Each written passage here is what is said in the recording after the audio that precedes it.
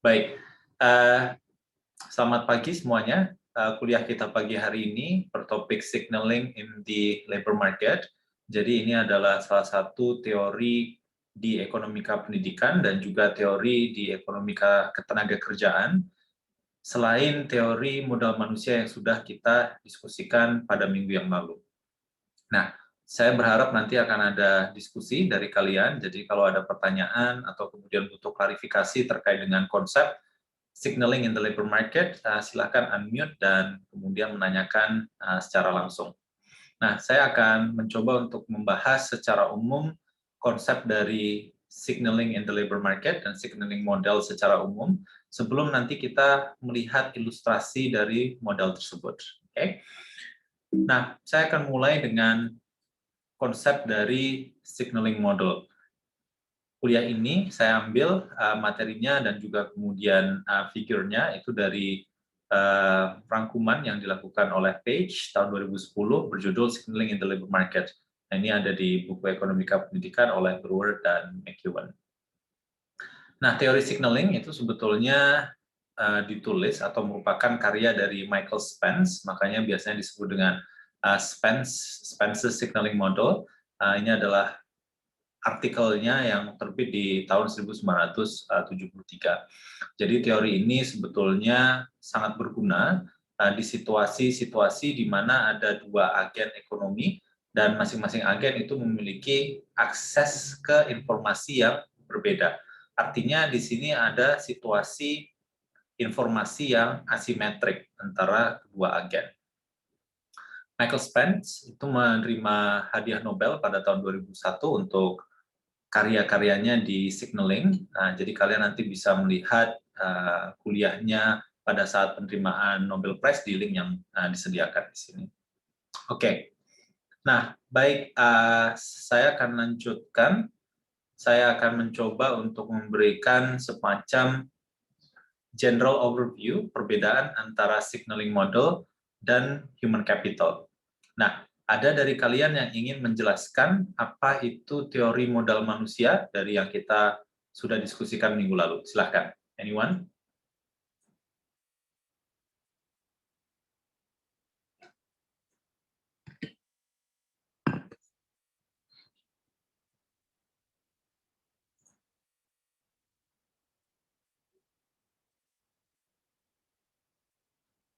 Oke, Dava, silahkan.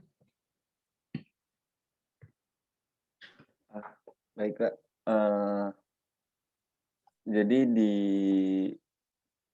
teori model manusia itu dijelaskan bahwa, bentar Pak, agak, ini terdengar jelas ya Pak? Ya, terdengar jelas. Oh ya. Silakan untuk sharing essence-nya nggak apa-apa, karena sebetulnya essence dari teori modal manusia itu cukup straightforward. Silakan. Jadi teori model manusia apa ya? Investasi kepada manusia itu yang nanti kita berinvestasi di manusia dengan pendekatan atau yang nantinya itu return-nya itu bisa dihitung dari monetary return ataupun monetary return. Jadi dengan kombinasi pendidikan, kesehatan, kemudian pengalaman di dunia pekerjaan, itu akan menghasilkan seseorang yang diharapkan bisa memberikan manfaat baik untuk individu maupun untuk sosialnya, gitu Pak. Oke. Thank you, Dava. Saya berikan satu kesempatan lagi untuk yang lain, memberikan mungkin different take terkait human capital theory. Silakan. Anyone? Oke. Jika tidak ada, Sylvia, silakan. Jadi human capital itu keterampilan, kemampuan, atau pengetahuan yang kita akumulasi itu nanti bermanfaat bagi lifetime earnings. Kalau sejauh ini dihitungnya secara monetary, kemudian itu investasinya itu diperoleh dari investasi pendidikan, on the job training, dan investasi kesehatan.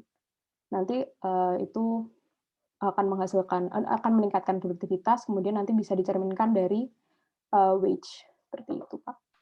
Oke, thank you Sylvia. Terima kasih Dava dan Sylvia. Jadi rangkuman yang cukup baik terkait dengan teori modal manusia.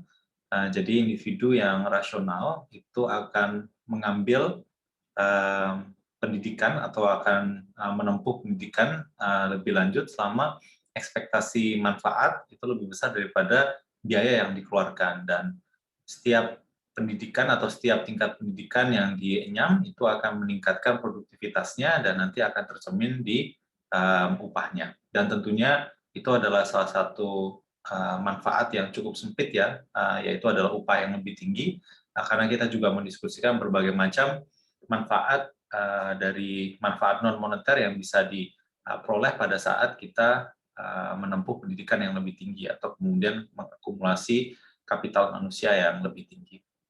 Nah, saya akan mencoba untuk mengkontraskan antara teori modal manusia dan kemudian signaling model. Oke, jadi signaling model itu bicara bahwa individu itu memiliki tingkat produktivitas intrinsik yang berbeda-beda.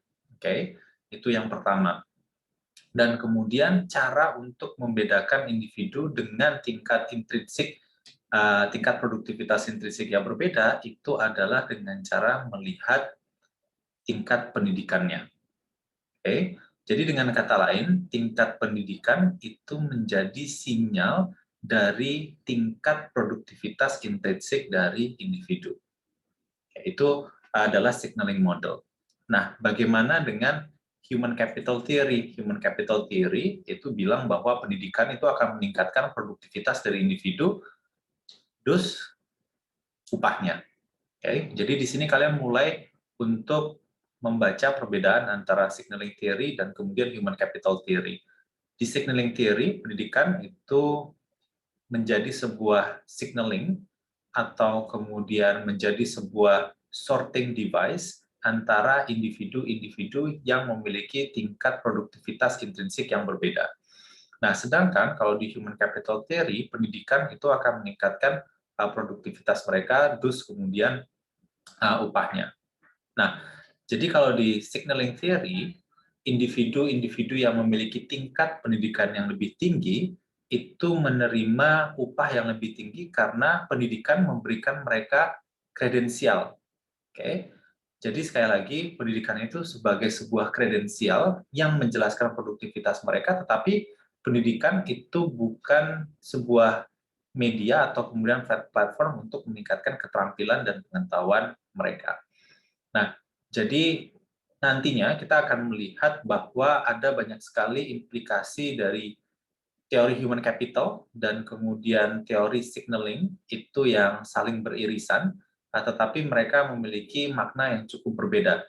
Oke, jadi sekali lagi individu yang produktif itu menerima upah yang lebih tinggi karena pendidikan memberikan mereka kredensial, bukan pendidikan memberikan mereka kesempatan untuk meningkatkan keterampilan mereka.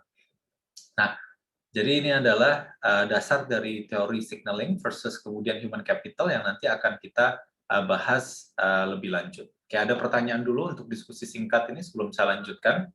Tentunya kalian masih punya banyak pertanyaan, mungkin masih banyak yang menggantung, tetapi tidak ada masalah, nanti kita akan coba untuk diskusikan secara lebih rinci.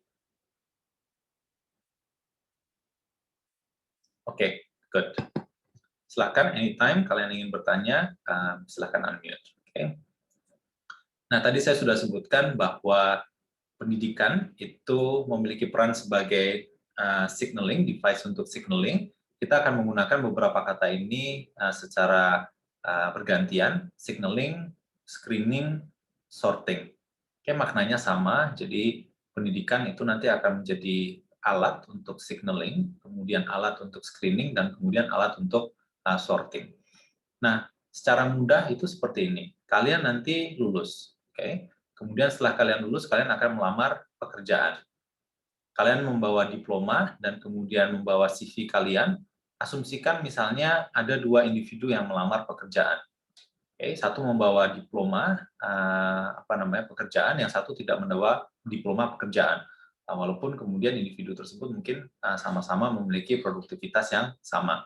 Nah, maka diploma yang kalian bawa atau ijazah yang kalian bawa itu menjadi sinyal kalian kepada calon employer tentang kualitas dan produktivitas Anda. Nah, itu gambaran singkatnya. Nanti tentunya masih ada beberapa detail dari model ini yang perlu kita asah bersama. Oke. Nah, siapa saja agent di dalam teori signaling ini? Jadi agent di dalam teori signaling ini itu adalah tentunya si pekerja itu sendiri. Nanti pekerjanya itu memiliki asumsi produktivitas, kemudian mereka punya asumsi tentang biaya yang mereka pikul pada saat mereka itu bersekolah, dan kemudian juga agen yang berikutnya itu adalah employers. Jadi employers itu ingin hire individu, tentunya pada saat mereka hire, mereka tidak tahu produktivitas dari pegawai tersebut atau calon pegawai tersebut. Nah, oleh karena itu, pegawai itu atau calon pekerja ini akan menggunakan tingkat pendidikan untuk mencoba, ya. Jadi sekali lagi mereka akan menggunakan ijazah itu untuk mencoba membedakan individu dengan tingkat produktivitas yang berbeda. Oke, dan kemudian mereka akan memberikan upah sesuai dengan tingkat produktivitasnya itu. Kalau produktivitasnya tinggi, upahnya lebih tinggi. Kalau produktivitasnya lebih rendah, mereka akan memberikan upah yang lebih rendah. Oke. Nah, jadi ini adalah agen di teori signaling, dan kita akan coba untuk membahas beberapa asumsi dari teori signaling itu sendiri. Oke. Jadi yang pertama itu adalah asumsi bahwa individu itu memiliki kemampuan intrinsik yang berbeda-beda.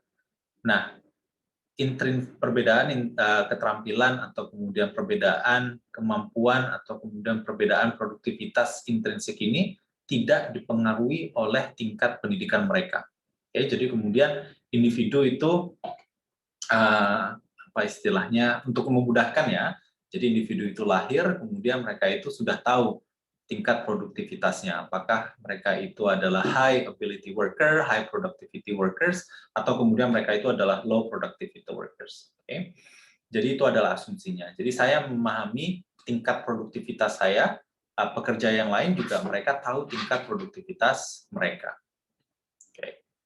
Nah, kalian mungkin merasa bahwa wah, gimana individu lahir terus kemudian mereka tahu tingkat produktivitasnya. Ini adalah salah satu simplifikasi yang kami sebagai ekonom itu lakukan untuk nantinya memudahkan kita mengidentifikasi prediksi dari teori tersebut. Oke. Memang terkadang asumsi yang kita buat itu jauh dari realita, tetapi inti dari pemodelan di ilmu ekonomi itu sekali lagi itu adalah mencoba untuk mengidentifikasi fitur-fitur dari pengambilan keputusan, walaupun tidak semua, tetapi cukup untuk kemudian model tersebut membuat prediksi yang sahih berdasarkan asumsi-asumsi yang ada. Oke. Ya, silakan. Oke, kalau tidak ada saya lanjutkan. Jadi tambahan tahun sekolah atau sekolah yang lebih tinggi. Nggak bisa, Pak. Ya, silakan Rizky. Oke, baik, saya lanjutkan. Jadi tambahan tahun sekolah itu akan meningkatkan biaya. Nah, tetapi biaya di sini itu berbeda dengan konsep biaya pada saat kita diskusi human capital. Oke, jadi secara khusus biaya yang kita bicarakan di sini itu adalah biaya-biaya yang disebut dengan psychic cost. Jadi ini adalah biaya yang kita pikul atau kemudian yang kita yang kita incur karena pendidikan yang lebih tinggi. Pendidikan itu kan untuk mendapatkan pendidikan itu kan biayanya bukan biaya moneter ya, tapi kemudian biaya non moneter, biaya psychic cost dan seterusnya. Itu adalah biaya yang ditanggung dari pendidikan, dan individu itu akan memiliki toleransi biaya yang berbeda-beda. Ada yang kemudian untuk individu tersebut mengenyam 1 tahun pendidikan itu relatif lebih mudah dibandingkan dengan individu lain. Nah, ini nanti adalah fitur dari model yang berikutnya, bahwa individu tidak hanya berbeda dari tingkat produktivitas intrinsiknya, tetapi mereka juga akan berbeda dari sisi biaya yang kemudian mereka pikul pada saat menempuh pendidikan yang lebih tinggi. Oke, jadi itu catatannya terlebih dahulu. Nah, jadi kemudian ada hubungan negatif antara produktivitas dan biaya. Semakin tinggi produktivitas individu atau semakin tinggi keterampilan intrinsik dari individu, maka biaya yang mereka keluarkan untuk mengenyam 1 tahun pendidikan yang lebih tinggi itu lebih rendah. Oke. Jadi sekali lagi, semakin tinggi tingkat produktivitas, semakin rendah biayanya.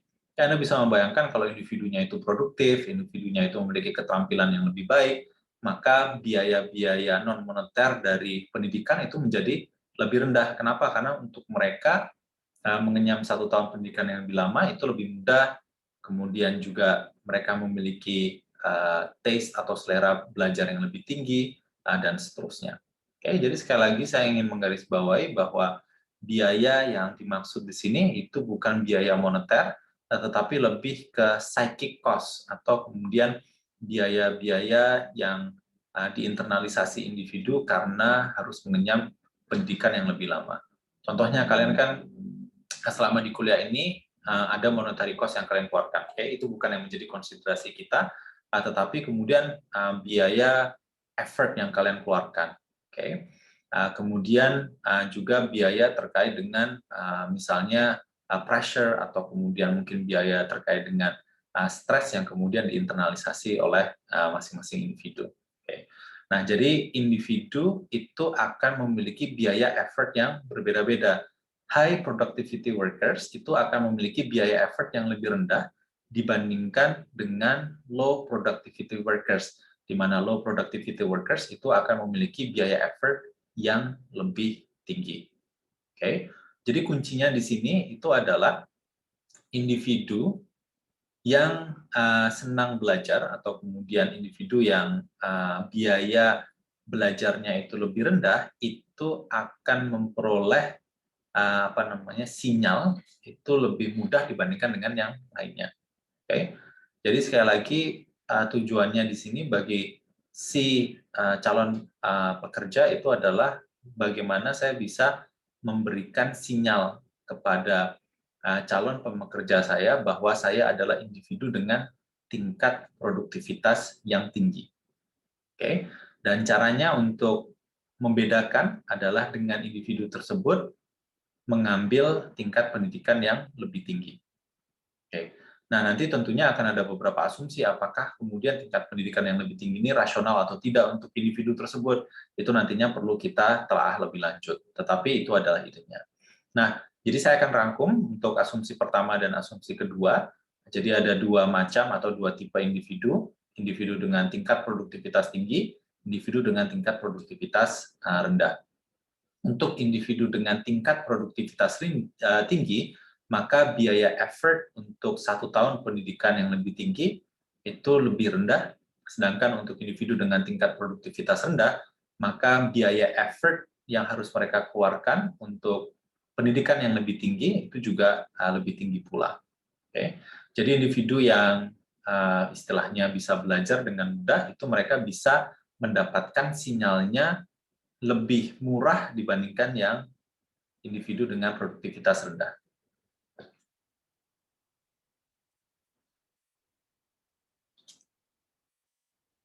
Oke. Kemudian asumsi yang ketiga itu adalah adanya informasi yang asimetrik terkait dengan tingkat produktivitas pekerja. Tadi sudah saya sempat singgung bahwa saya adalah calon pekerja misalnya. Oke. Kemudian saya menghadapi 2 pekerja, calon pekerja atau 2 pekerja yang melamar. Saya tidak mengetahui tingkat produktivitas dari 2 calon pekerja tersebut. Satu-satunya agen yang mengetahui tingkat produktivitasnya itu adalah si individu itu sendiri. Saya tidak tahu. Oke. Nah, makanya saya akan menggunakan tingkat sekolah dari masing-masing individu, dan tingkat sekolah dari masing-masing individu ini bisa kita observasi tanpa ada biaya tambahannya. Nah, mungkin secara realistis, Anda membawa ijazah dan kemudian tidak ada biaya atau marginal cost yang harus dikeluarkan oleh perusahaan untuk mengetahui ijazah Anda. Kira-kira seperti itu. Oke. Nah, jadi ijazah atau kemudian yang biasanya disebut dengan diploma itu akan memberikan informasi kepada calon pekerja terkait dengan tingkat sekolah yang dihadapi atau yang diselesaikan oleh individu-individu calon pekerja tersebut. Oke, silakan ada pertanyaan dulu terkait dengan asumsinya atau diskusi terkait dengan asumsinya. Pak, saya izin bertanya, berarti signaling teori ini kita pakai ijazahnya untuk signaling ya, Pak? Bukan kayak grade-nya dari ijazahnya itu? Ya, betul. Jadi ijazahnya ini atau proses pendidikan yang ditempuh oleh individu itu bukan untuk meningkatkan produktivitasnya. Oke. Tetapi pendidikan yang ditempuh itu adalah salah satu cara yang ditempuh oleh individu untuk membedakan dirinya dengan individu-individu lain, khususnya individu yang punya tingkat produktivitas lebih rendah. Kira-kira seperti itu. Nah, sekarang kompleksitasnya itu cukup berbeda, tidak hanya apakah individu tersebut memiliki ijazah atau tidak memiliki ijazah, tetapi kemudian dengan ijazah itu ada informasi lain, yaitu misalnya adalah IPK. Kemudian selain itu kalian juga harus kemudian memberikan informasi terkait dengan resume kalian, dan nantinya itu ada wawancaranya. Nah, jadi proses yang kalian tempuh pada saat melamar pekerjaan, jadi menyerahkan ijazah, kemudian memberikan informasi terkait dengan IPK, kemudian memberikan informasi terkait dengan kegiatan-kegiatan yang kalian lakukan dalam resume kalian, kemudian wawancara, itu adalah cara bagi calon pekerja untuk mengidentifikasi tingkat produktivitas kalian. Dan sebagai catatan, tingkat produktivitas itu cukup kompleks ya.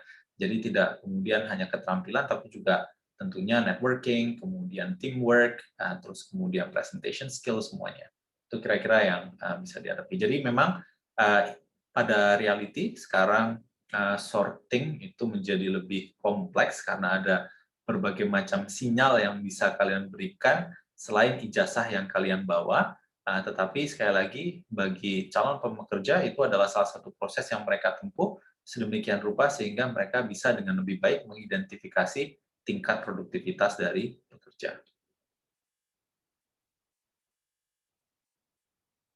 Oke, silakan yang lain.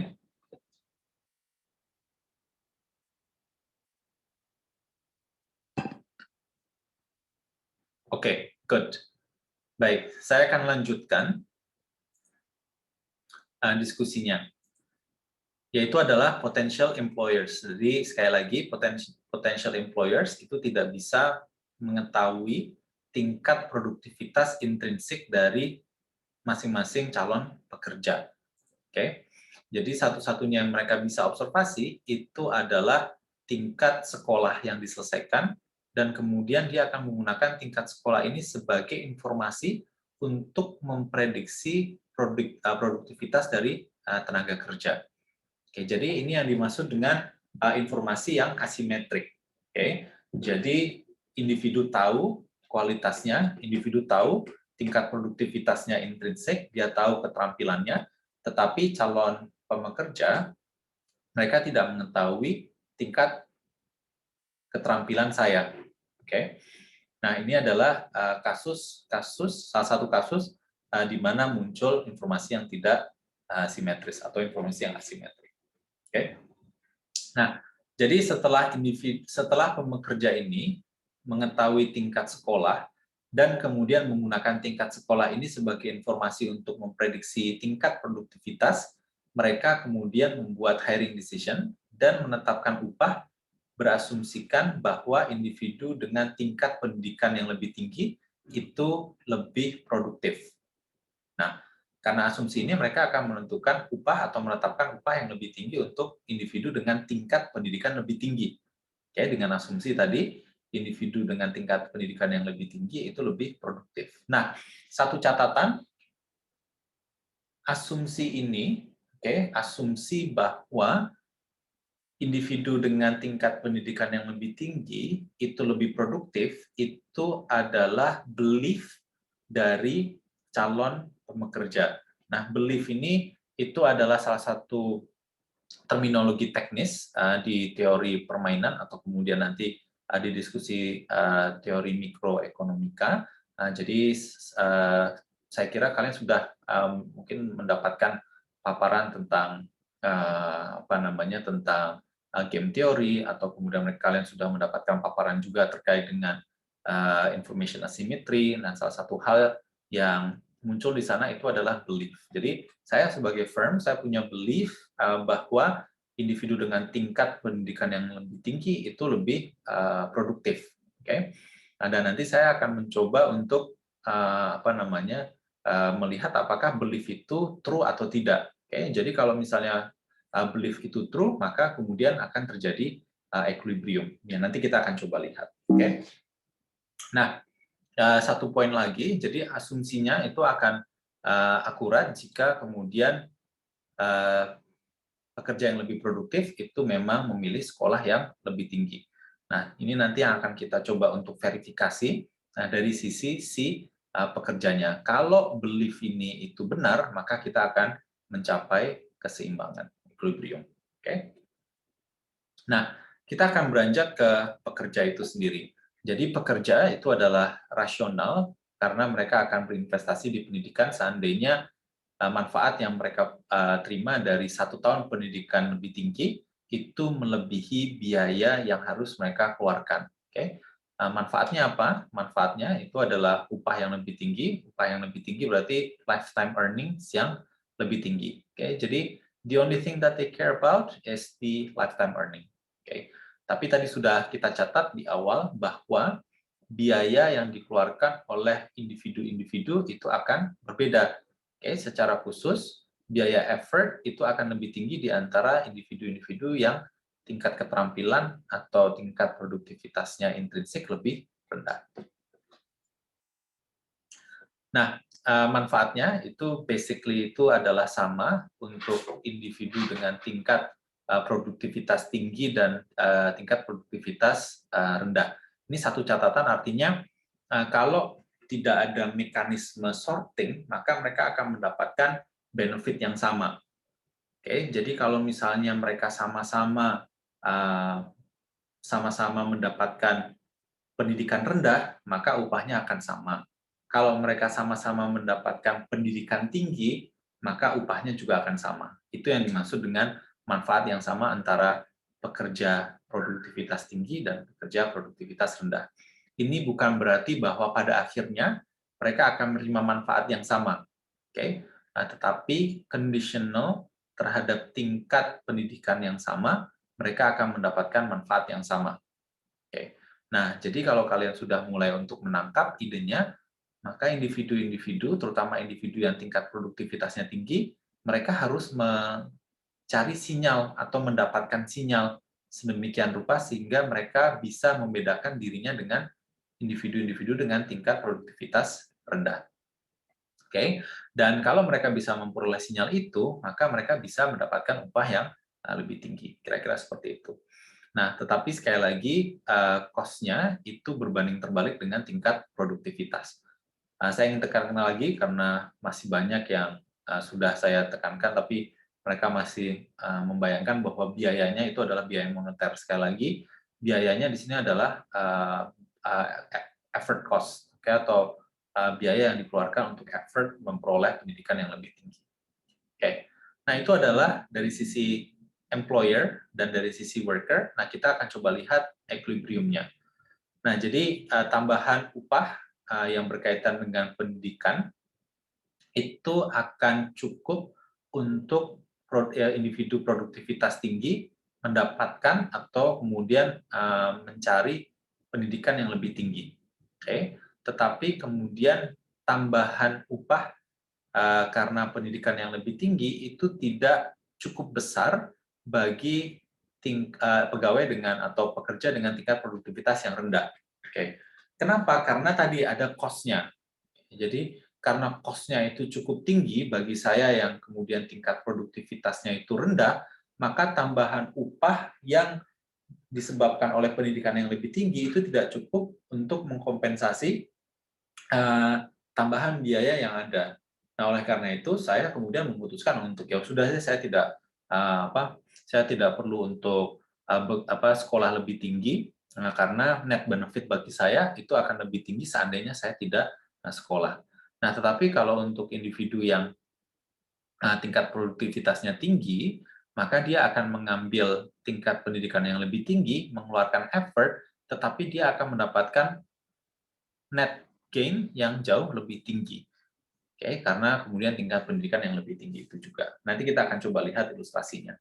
Nah, jadi di sini pendidikan itu akan mensortasi individu-individu dengan tingkat keterampilan yang berbeda.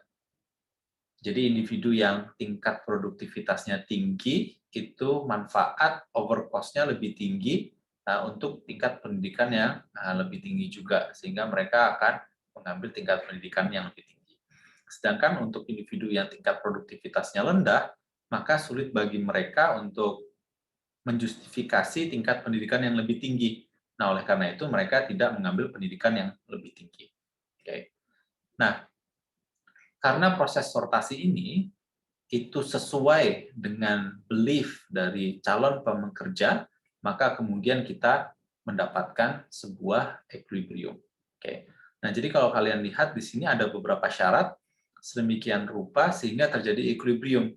Syaratnya apa? Syaratnya itu adalah belief dari calon pekerja itu memang dikonfirmasi oleh perilaku dari si individu. Secara khusus ada sortasi atau kemudian ada screening atau kemudian ada signaling yang dilakukan oleh individu-individu dengan tingkat produktivitas yang berbeda. Oke, saya akan stop di sini dulu dan menerima pertanyaan. Saya ingin bertanya, Pak. Ya, silakan, Dava. Berarti tingkat produktivitinya itu tidak ada standar secara umum? Atau gimana, Pak? Atau hanya dia men-set bahwa saya punya, dengan pendidikan saya sekian, saya punya keterampilan sekian, maka produktivitas saya akan tinggi. Dan itu akan jadi equilibrium ketika ada belief dan mungkin kebutuhan dari pekerja itu. Oke, jadi untuk mempermudah, jadi kita pernah diskusi ini di pertemuan-pertemuan awal, terkadang untuk kita memudahkan diskusi atau pemodelan, kita biasanya menggunakan karakteristik yang biner. Jadi di sini kita hanya misalnya melihat high productivity sama kemudian low productivity. Nah, sekali lagi, high atau kemudian low productivity itu bukan fungsi dari tingkat pendidikan mereka.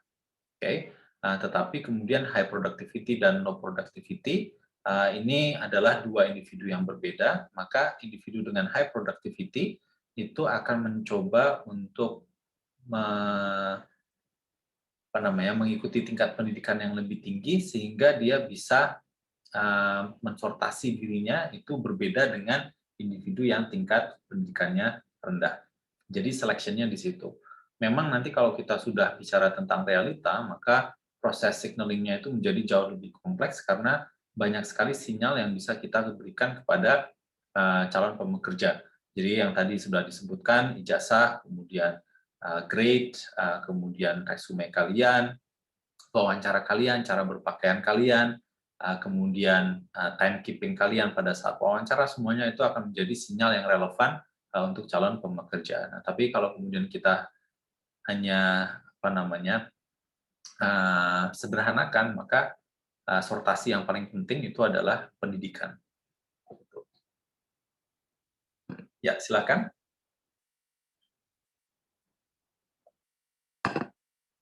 Oke. Saya mau tanya, Pak.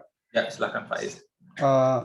Kalau signaling kan apa ya? Saya masih agak awam kan pada intinya kan di signaling ini bagaimana kita memberikan sinyal baik dari antara calon pekerja dan calon rekruter, dan itu sinyal itu dilihat dari ijazahnya, baik itu tidak hanya secara IPK, mungkin tadi yang Bapak bilang secara resume atau di aktivitas organisasi segala macam yang dianggap dia itu memiliki tingkat produktivitas yang tinggi. Nah, kalau pada konteksnya itu signaling ini itu apa ya? Maksudnya apakah hanya dipengaruhi oleh seperti hal nilai atau hal-hal yang ada di ijazah, meskipun ada dua individu yang memiliki skor yang sama tapi beda standar.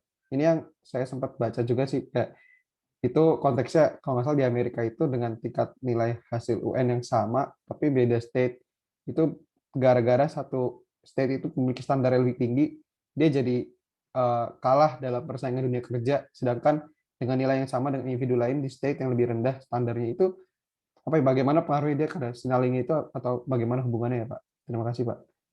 Ya, itu nanti yang akan kita bahas ya. Itu adalah salah satu studi yang bisa dikatakan cukup menjadi hallmark dari teori signaling, karena studi itu memberikan evidence yang cukup kuat adanya signaling di pasar tenaga kerja. Nanti kita akan diskusikan itu di slide tertentu. Betul, jadi sekali lagi, individu dengan nilai yang sama, itu artinya mereka punya human capital yang sama.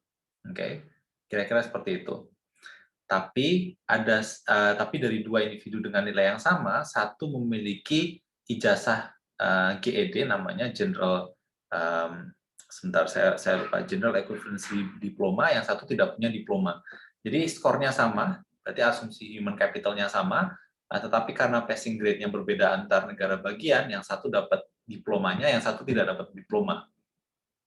Kalau teorinya human capital, maka dia akan bilang bahwa upahnya harusnya sama. Kenapa? Karena human capital-nya sama. Tapi kalau signaling bilang apa? Karena yang satu dapat diploma, yang satu tidak dapat diploma, dan keduanya itu punya tingkat keterampilan yang sama, maka kalau upahnya berbeda itu adalah bukti adanya signaling. Itu yang nanti kita akan pelajari. Jadi memang sekali lagi ijazah yang kalian punya nantinya dan semua kredensial yang Anda miliki itu betul-betul akan mencoba untuk memberikan sinyal kepada pekerja kalian bahwa kalian itu adalah high productivity workers. Okay?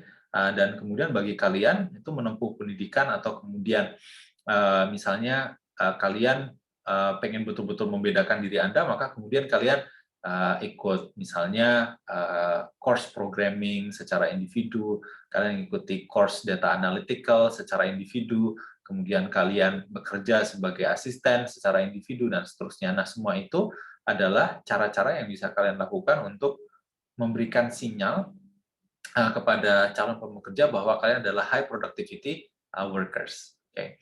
Nah, tetapi juga itu adalah sesuatu yang cukup ekstrim. Kenapa? Karena pada prakteknya, pada saat kalian tadi belajar misalnya programming, terus kemudian kalian tadi menjadi asisten, atau kemudian kalian tadi misalnya melakukan courses untuk data analisis, kalian sebetulnya juga mengakumulasi keterampilan dan kalian mengakumulasi pengetahuan. Jadi sebetulnya itu juga ada human capital story-nya. Nah, jadi memang salah satu tantangan kita nantinya secara empiris itu adalah mencoba membedakan apakah ini betul-betul human capital atau kemudian ini signaling.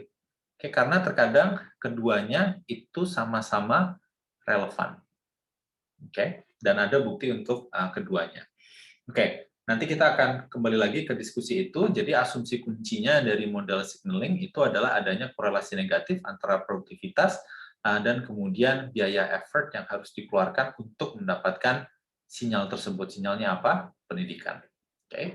Jadi perbedaan di biaya itu mengindikasikan perbedaan produktivitas seandainya perbedaan itu merefleksikan kemampuan kognitifnya atau kemudian selera belajarnya.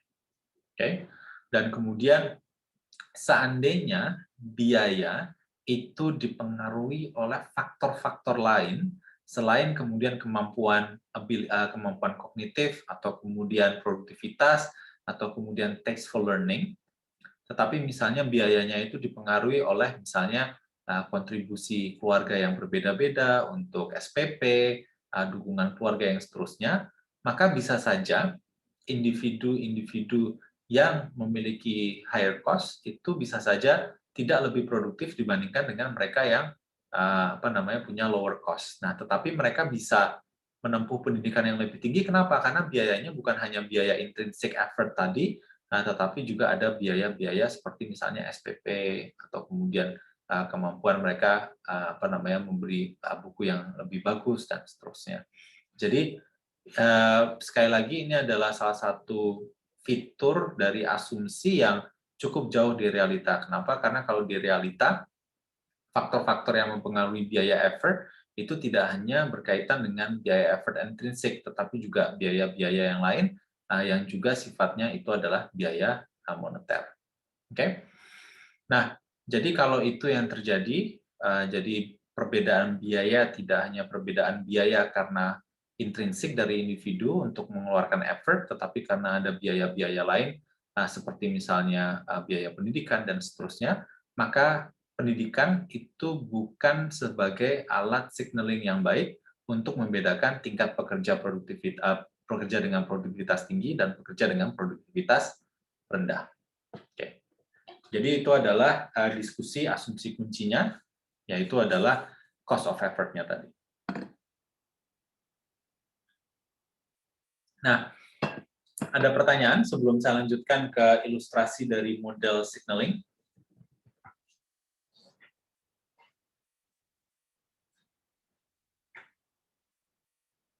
Oke, good. Kalau tidak ada, saya akan lanjutkan. Jadi ini adalah ilustrasi dari signaling model. Kita akan mulai dulu dari settingnya.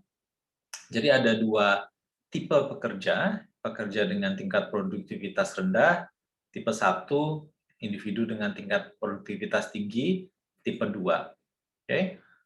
Kemudian calon pekerja itu percaya bahwa individu dengan tingkat pendidikan sama dengan atau lebih dari S bintang itu adalah pekerja dengan tingkat produktivitas tinggi.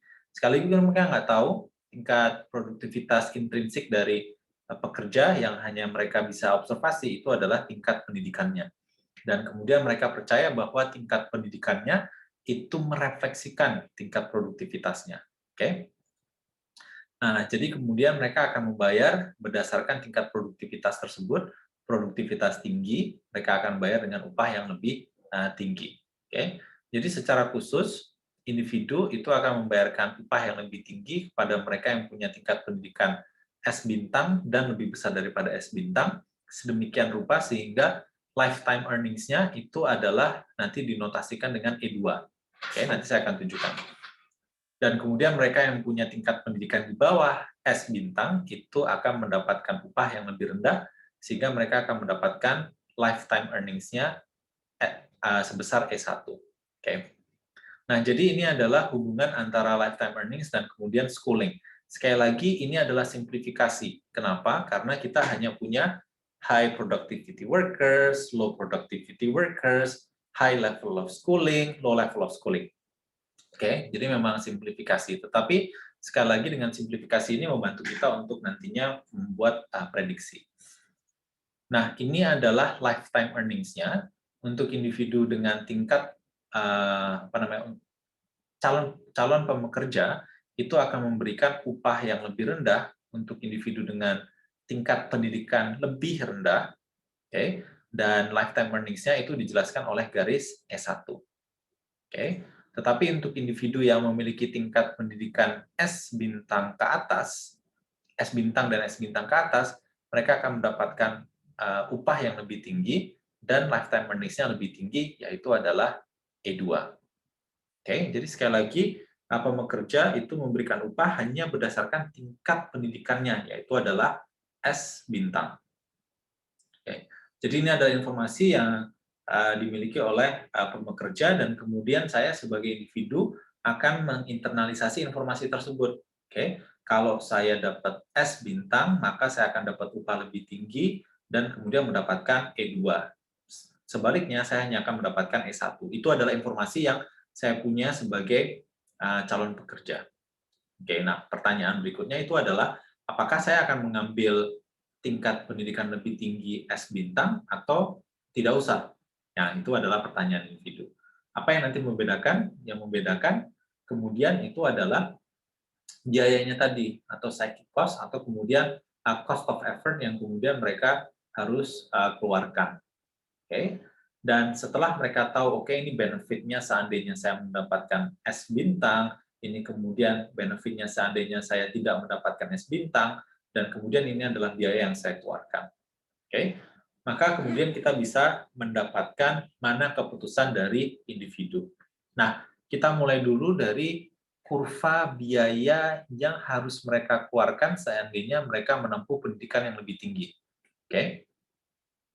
Jadi kemudian ini adalah kurva biaya yang dikeluarkan oleh individu yang punya tingkat produktivitas lebih rendah.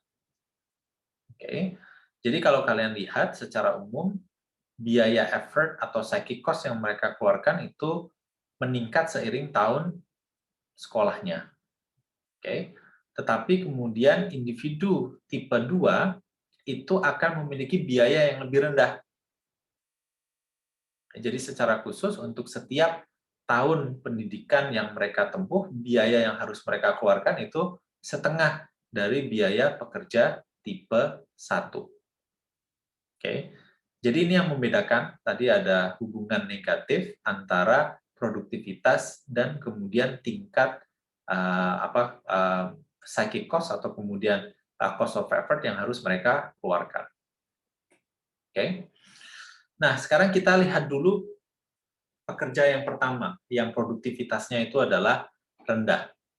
Seandainya dia itu mendapatkan atau mencoba untuk mendapatkan tingkat pendidikan S bintang, maka net benefit yang dia dapat itu adalah selisih dari lifetime earnings-nya dengan kemudian cost-nya untuk mendapatkan S bintang.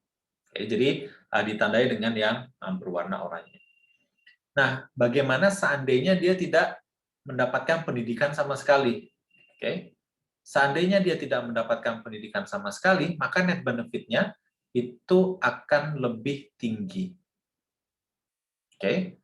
Nah, jadi apa keputusan dari pekerja tipe 1 terkait dengan pendidikan? Kan keputusannya itu adalah tingkat pendidikannya. Apa keputusannya?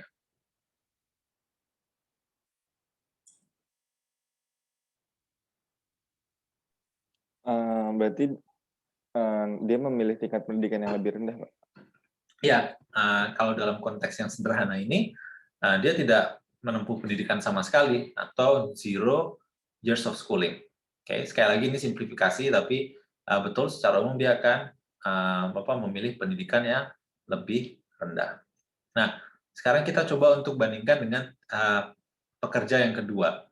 Kalau pekerja kedua itu tidak menempuh pendidikan sama sekali, maka net benefit-nya yang akan dia peroleh adalah sedemikian. Oke. Bagaimana kalau dia itu mendapatkan S star? Maka benefit yang dia peroleh itu akan lebih besar dibandingkan kalau dia tidak sekolah sama sekali. Maka bagi individu dengan tingkat produktivitas tinggi, rasional bagi individu tersebut untuk menempuh pendidikan dan kemudian mendapatkan sinyal tersebut. Oke, sehingga dengan pendidikan dan sinyal tersebut dia bisa mendapatkan upah yang lebih tinggi dari pekerja, dari calon pekerja. Kira-kira seperti itu. Oke, silakan kalau ada pertanyaan dulu terkait dengan proses sortingnya.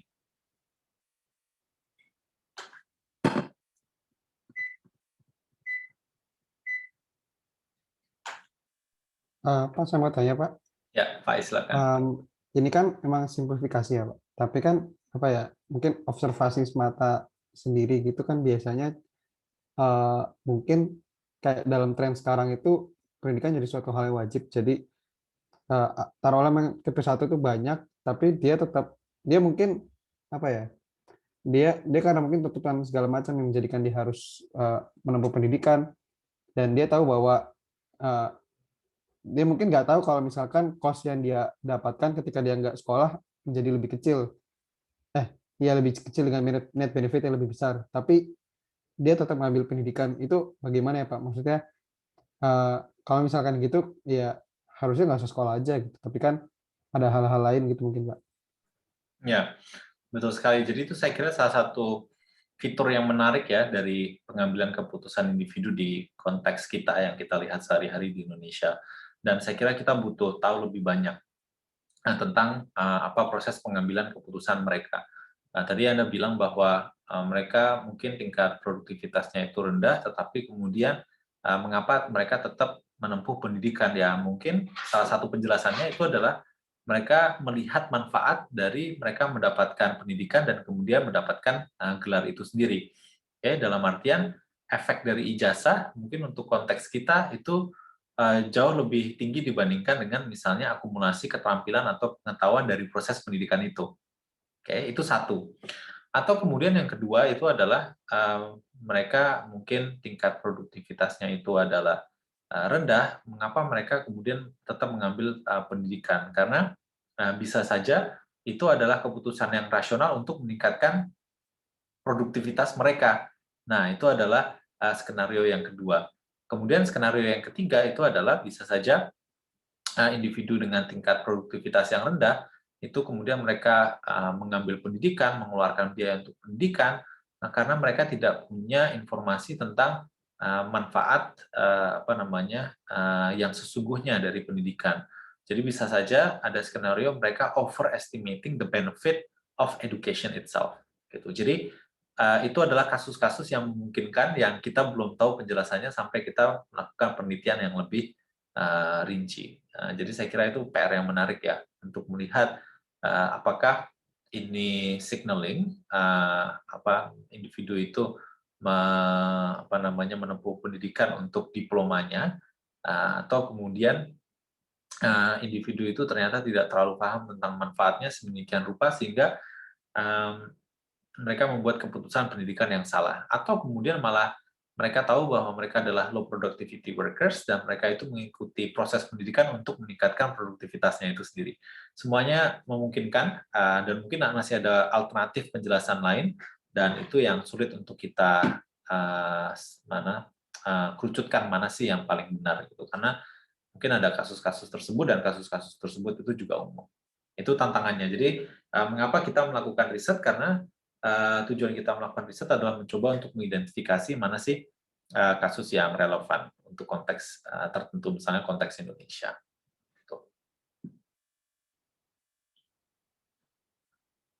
Oke, good.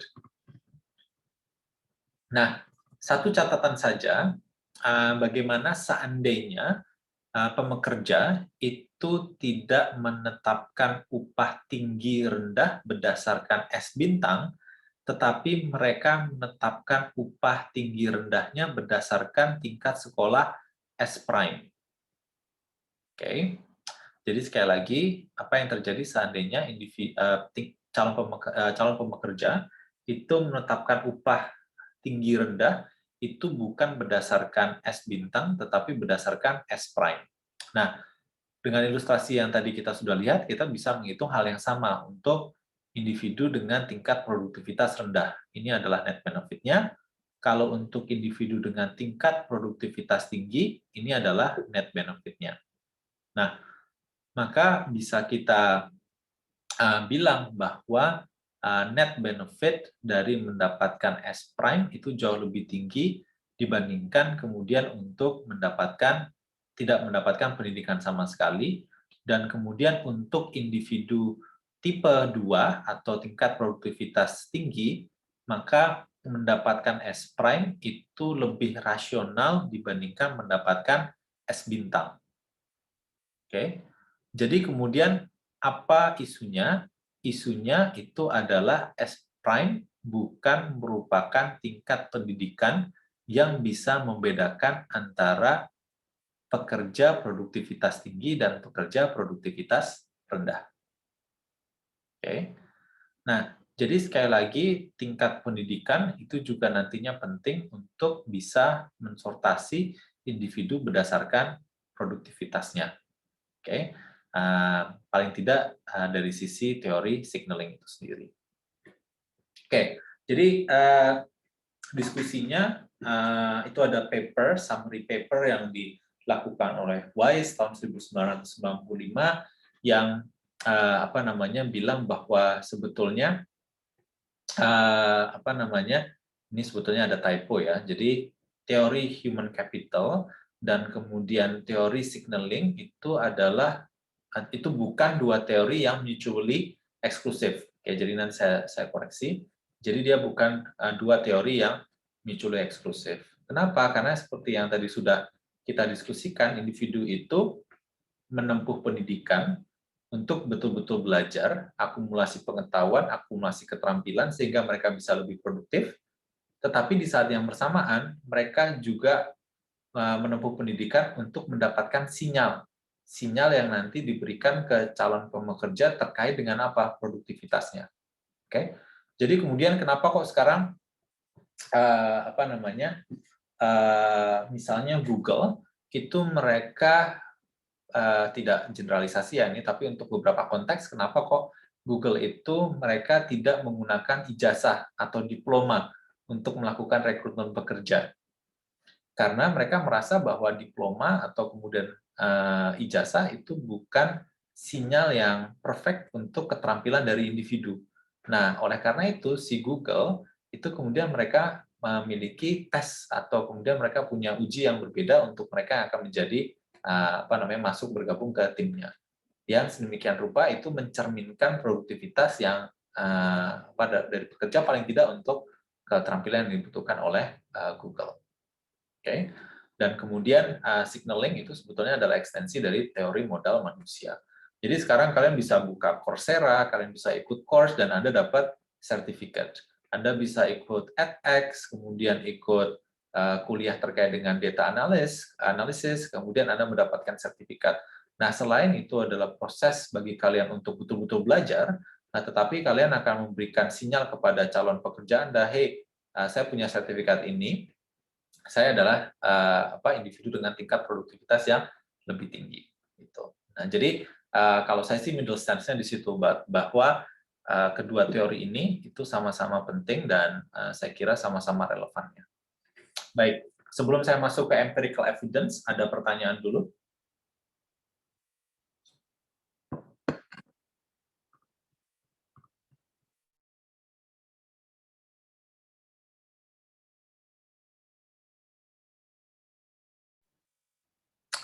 Oke, good. Saya akan lanjutkan. Jadi kita akan membahas beberapa empirical evidence yang sudah dilakukan. Satu catatan saja bahwa banyak sekali studi-studi terkait dengan signaling itu yang dilakukan di tahun 1970-an, 1980-an, karena memang teori signaling itu cukup populer di tahun-tahun tersebut. Dan memang ada beberapa studi yang dilakukan di tahun 1990-an dan kemudian di awal tahun 2010-an. Tetapi ini adalah saya kira progression yang cukup baik ya dari teori signaling. Tapi kemudian ya itu tadi mereka menghadapi barrier bahwa sulit untuk menyatakan secara eksklusif bahwa perbedaan upah itu betul-betul karena signaling. Oke, bukan signaling dan kemudian human capital di saat yang bersamaan. Jadi itu saya kira tantangan utamanya dari riset-riset di lini ini. Oke, nah jadi apa implikasi yang sama antara teori modal manusia dan kemudian teori signaling? Jadi pekerja dengan tingkat produktivitas yang tinggi itu akan menempuh tingkat pendidikan yang lebih tinggi pula. Oke, jadi mereka sama-sama punya implikasi ini. Kemudian kedua modal itu juga punya implikasi bahwa individu dengan tingkat pendidikan yang lebih tinggi itu menerima upah yang lebih tinggi pula. Oke, jadi ini diambil dari catatannya author tahun 2003. Oke. Nah, jadi kita akan mencoba untuk melihat beberapa studi-studi yang dilakukan untuk membedakan antara human capital dan kemudian signaling theory. Oke. Jadi yang pertama itu adalah membedakan kesenjangan tingkat pendidikan dan upah untuk individu dengan umur yang berbeda-beda. Oke. Jadi asumsinya itu adalah seiring waktu lebih mudah bagi pekerja itu untuk mengobservasi produktivitas dari individu. Oke. Jadi kalau kemudian saya bekerja di firm atau di perusahaan atau di lembaga, maka seiring waktu lembaga tersebut akan mengetahui produktivitas saya. Oke.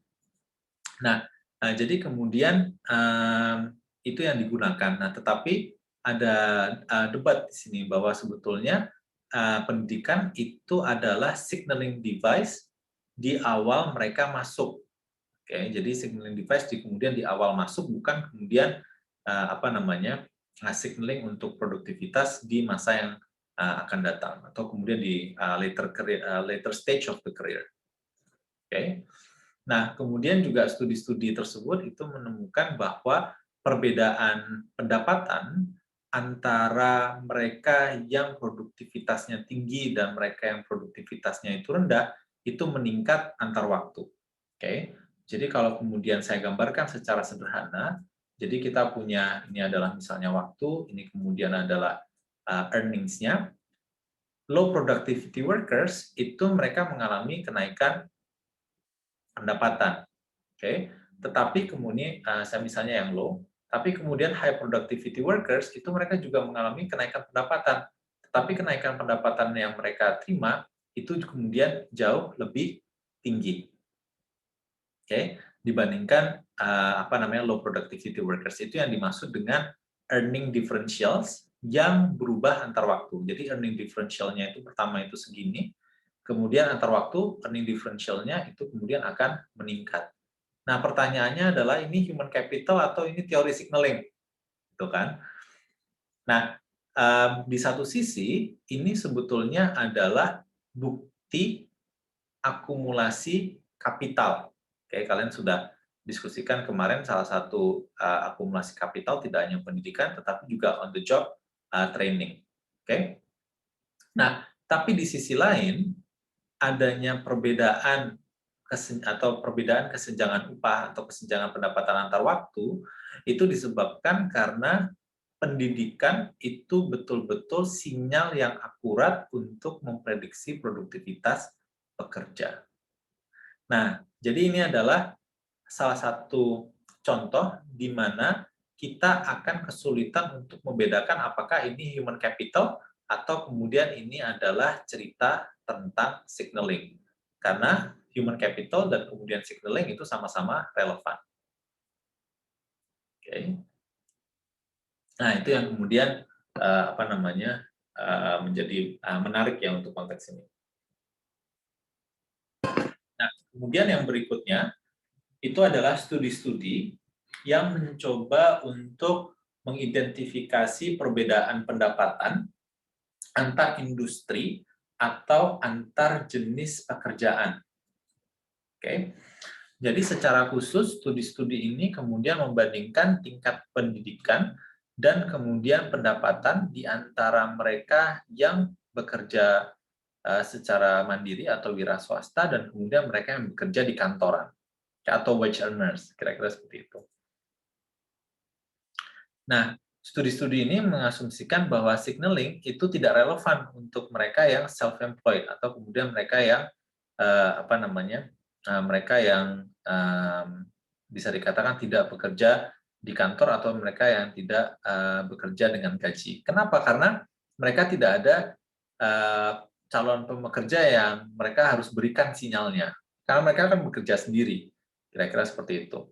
Jadi karena mereka kemudian tidak memerlukan sinyal tersebut, maka kemudian mereka tidak harus berinvestasi untuk mendapatkan pendidikan dan memberikan sinyal tersebut. Oke. Tapi kemudian studi-studi di topik ini itu hasilnya masih cukup mix. Oke.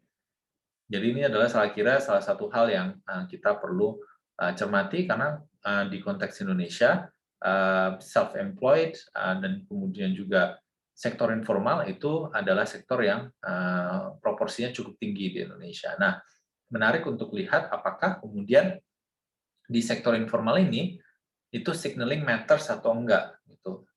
Dibandingkan kalau misalnya di formal sector di mana kalian harus submit fotokopi jasa, kalian harus submit fotokopi transkrip, kalian harus submit resume, kalian harus submit fotokopi sertifikat, dan seterusnya. Oke. Nah, studi-studi yang kemudian juga relevan itu adalah studi terkait dengan sheepskin effects. Oke. Kenapa kok disebut dengan sheepskin effects? Karena dulu ijazah itu ditulis di kulit domba. Oke, makanya disebut dengan sheepskin. Oke, jadi dulu diploma-diploma tahun 1700-an, 1800-an itu konon ditulis di atas sheepskin atau kemudian kulit domba.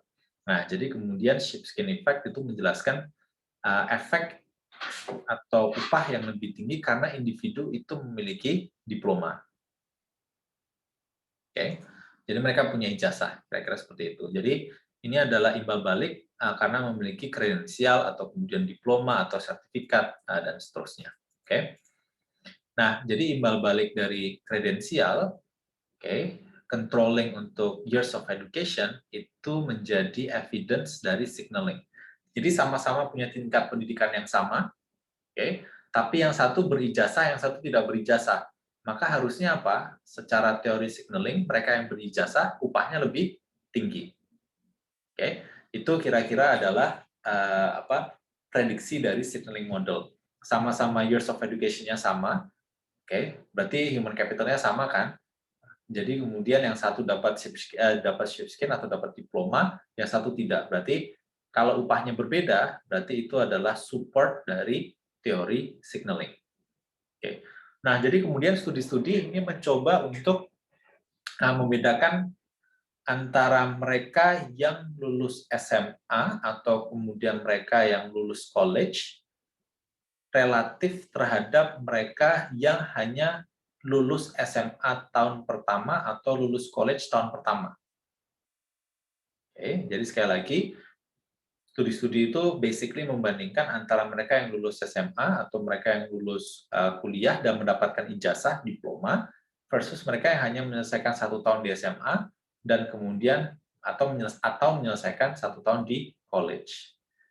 Nah, kalian tentunya dari diskusi yang sudah kita lakukan hari ini tentunya juga skeptis. Gimana caranya membedakan bahwa itu human capital versus signaling? Oke.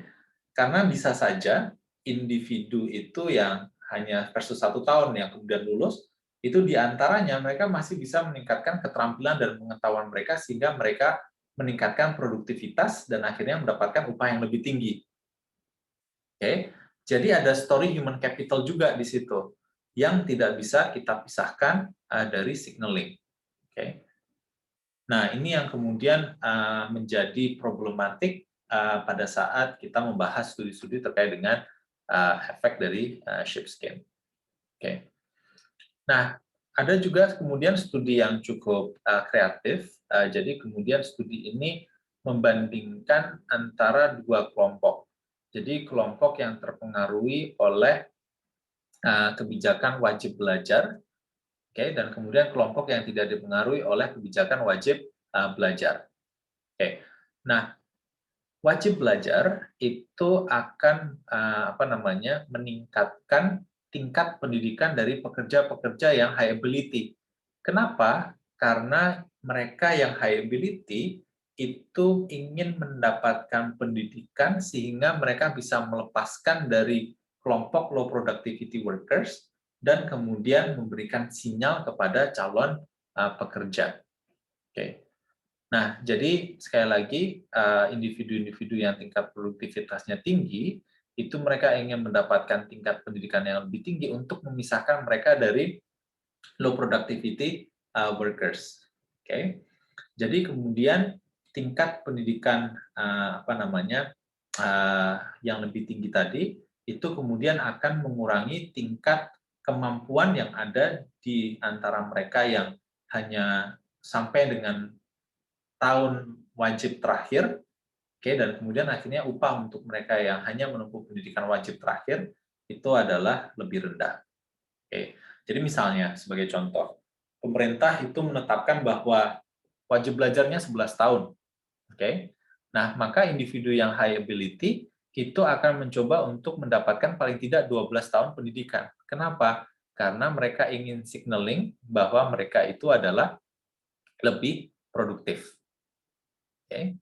Dan kemudian dengan pemisahan ini, maka nanti rata-rata produktivitas untuk mereka yang hanya selesai 11 tahun pendidikan itu lebih rendah, sehingga kemudian upahnya juga lebih rendah.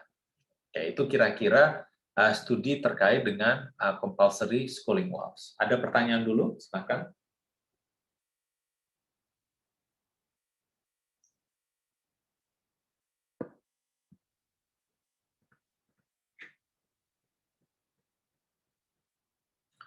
Oke, kalau tidak ada, saya akan lanjutkan ke signaling value dari GED. Ini tadi sebetulnya yang Pak Ais sudah tanya.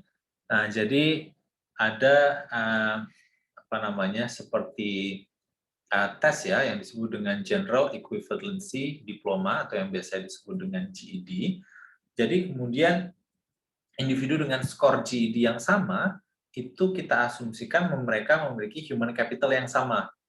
Oke, dan karena mereka memiliki human capital yang sama, maka secara rata-rata mereka memiliki tingkat produktivitas yang sama. Nah, tapi yang menarik dari konteks ini itu adalah passing grade dari GED di antar negara bagian itu berbeda-beda. Jadi misalnya GED di California itu berbeda dengan GED yang ada di misalnya Nebraska dan seterusnya. Oke. Nah, jadi bisa saja ada dua individu skornya sama. Karena skornya sama, mereka diasumsikan memiliki human capital yang sama dan produktivitas yang sama. Tetapi kemudian yang satu itu dapat GED karena passing grade-nya di state tersebut, yang satu tidak dapat. Oke, jadi sekali lagi, skor GED-nya sama, tapi kemudian yang satu dapat, yang satu tidak dapat. Nah, apa cerita human capital? Ini cerita human capital seandainya karena GED skornya itu sama, upahnya harusnya sama. Oke, karena akumulasi capital mereka itu sama. Tapi kalau ini adalah teori signaling, walaupun GED-nya itu sama, tapi karena satu itu punya diploma, yang satu tidak dapat diploma hanya karena passing grade yang berbeda antar negara bagian, maka upahnya yang punya GED itu harusnya lebih tinggi. Oke, itu kuncinya. Nah, studinya, ini studi oleh Tyler dan kawan-kawan, itu menemukan bahwa ada imbal balik sebesar 10 sampai 19% dari sinyal GED. Oke, jadi apa namanya? Ini adalah evidence bahwa memang ada signaling di labor market itu sendiri. Oke, in addition dengan human capital itu sendiri. Oke. Oke, jadi apa conclusion-nya? Jadi secara umum masih sangat sulit bagi kita itu untuk membedakan antara human capital dan kemudian signaling theory. Dan kemudian salah satu alasannya adalah karena kedua model itu memiliki implikasi yang sama, sehingga sulit untuk secara empiris membedakan keduanya. Oke. Dan kemudian hasil-hasil dari studi saat ini itu juga tidak menolak teori signaling. Artinya apa? Artinya ada evidence yang mendukung teori signaling. Seperti misalnya studi yang dilakukan oleh Tyler dan kawan-kawan tentang general equivalency diploma. Oke. Nah, tapi sekali lagi sulit untuk membedakan apakah pendidikan itu signaling device atau kemudian ini adalah signaling device selain kemudian memang education itu adalah alat untuk meningkatkan keterampilan, pengetahuan, dan akhirnya produktivitas. Oke, jadi pembelajarannya sangat banyak dari debat antara human capital theory dan kemudian signaling theory, tetapi paling tidak garis besarnya adalah ya keduanya matters, bahwa pendidikan meningkatkan keterampilan dan pengetahuan itu adalah sangat benar. Kalian bisa merasakan sendiri dari awal Anda masuk kuliah hingga Anda saat ini kuliah, tentunya skills yang Anda akumulasi, skills yang Anda, pengetahuan yang Anda akumulasi itu sudah sangat berbeda dengan sebelum Anda masuk. Jadi itu mendukung teori human capital. Tetapi juga kalian pada saat belajar di universitas, kalian melakukan banyak sekali kegiatan, kemudian kalian juga belajar untuk mendapatkan nilai yang lebih tinggi, itu juga salah satu cara untuk signaling kepada labor market nantinya bahwa kalian adalah high productivity dan kemudian high ability individuals. Okay, so both are true. Okay, jadi kemudian tantangannya memang membedakan antara teori di lapangan adalah seperti itu. Oke, jadi kita akan break. Kita kembali di jam 8.25. Saya akan memberikan kesempatan ke masing-masing dari Anda untuk presentasi sekitar 3 menit, jadi sekitar 2 slide.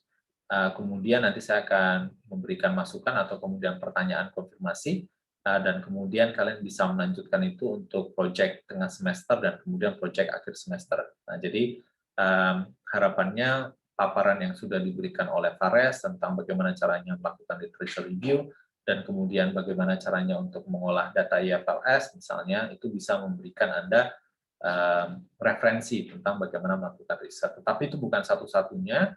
Misalnya salah satu bimbingan saya itu menggunakan data di IPUMS, IPUMS, tentang pendidikan yang ada di Indonesia. Itu juga data mikro, data yang representatif terhadap populasi juga, itu juga bisa digunakan. Jadi tidak terbatas ya dataset yang bisa kalian gunakan, atau kalau kemudian kalian bisa menemukan sesuatu yang unik dengan data makro, itu juga menurut saya juga menarik untuk dieksplorasi. Jadi ada degree of freedom tentang project yang Anda bisa angkat, tapi sekali lagi setiap project itu akan sangat bergantung tentang apa sih objektifnya dan kemudian potential contribution-nya ke literature. Oke, saya perpanjang, nanti kita kembali mungkin 10 menit lagi ya, jam 8:28 paling nggak di waktu saya, dan nanti kalian akan presentasi. Oke, jadi saya akan memberikan kesempatan, ini urut berdasarkan yang ada di catatan saya. Yang pertama itu Sylvia, kemudian yang kedua itu adalah Stephanie, kemudian yang ketiga itu adalah Rania, kemudian yang keempat itu adalah Dava, dilanjutkan oleh Maria, Faiz, Hafida, dan terakhir Christian. Oke, jadi saya sudah memberikan akses kepada Anda untuk melakukan share screen. Oke, istirahat dulu, kita kembali 10 menit lagi.